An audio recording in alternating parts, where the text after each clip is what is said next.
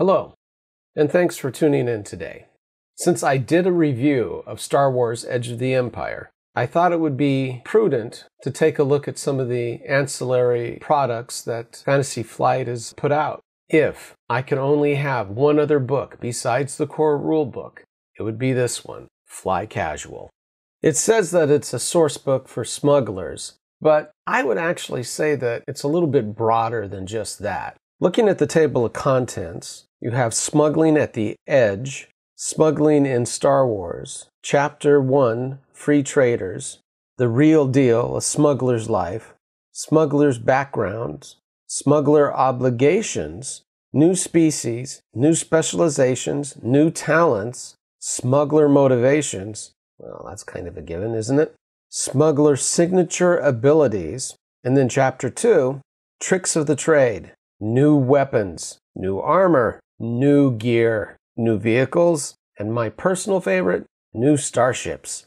Chapter 3, It's Just Business, Telling Smuggler Stories, Running Smuggler Jobs, Hyperspace Travel, Con Jobs and Scams, Heists and Break-ins, Showdowns and Shootouts, Gambling and Games of Chance, Smuggler Nemesises, Smuggling Rings, and the Big Payoff.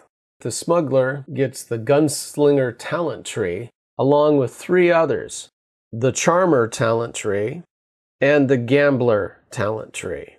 Under Smuggler Signature Abilities, they get Narrow Escape and Unmatched Fortune.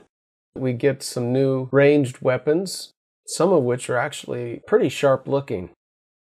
In the new gear section, they have cybernetic enhancements, detection devices, security, tools, drugs, one of my favorites, weapon attachments. Under new vehicles, you have 2 new air speeders, 3 new land speeders, and one of my favorite sections has to be new starships. In this section, they give us a fair number of new and interesting starships. One of the things that has impressed me greatly about Fantasy Flight Games and how they've treated the Star Wars license thus far is the cross-platform approach that they've taken. You have the X-Wing fighter game right alongside Star Wars Edge of the Empire.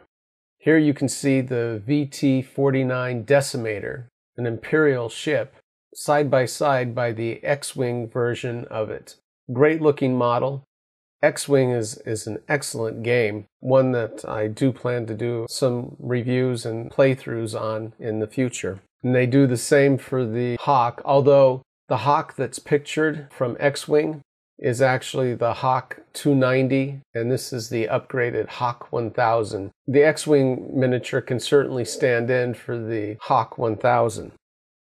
Those of you that actually may remember the West End game version, the D6 Star Wars game, may recall the Golan space defense platforms. Here they make a reappearance. It's a little bit of nostalgia that I appreciate, having been a big fan of the Star Wars D6 game. Now, hyperdrive times using the Class 1 hyperdrive.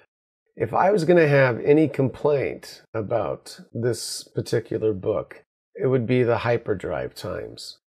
It gets into what Rob Reiner describes as refrigerator logic. And it's that sort of thing where you go and you see a movie, and then about 2 o'clock in the morning, you're looking for a snack in the refrigerator, and it suddenly snaps on you, and you're like, huh? Why did they do that? It's the same with the major galactic routes in days using the Class 1 hyperdrive. The problem being is that you could literally traverse from one end of the galaxy to the other using the major hyperdrive lanes in a couple of weeks. My problem with that comes down to why is there, sections of the galactic map that are uncharted? With that many people, that many ships, that fast travel time, it would pretty much be mapped out, in my humble opinion. Showdowns and shootouts. The quick draw showdown. This harkens back to Han Solo and the Corporate Sector source book that was put out by West End Games so many years ago. This really takes me back to the late Brian Daley published Han Solo at Star's End, Han Solo and the Lost Legacy, and then Han Solo's Revenge. When I saw this quick draw showdown section, I instantly thought of the villain Galandro, the fastest gun in the galaxy. I think it's a great addition. I'm really glad that they did it, and it really adds a lot of polish to this excellent source book. Finally, we have Reputation. It's a section of rules that I really think adds even more to this supplement and the game overall. Like I said originally, if there's only one other book that I could get besides the core rulebook for Star Wars Edge of the Empire, it would be this one, Fly Casual. That does it for me. And as usual, play games and have fun.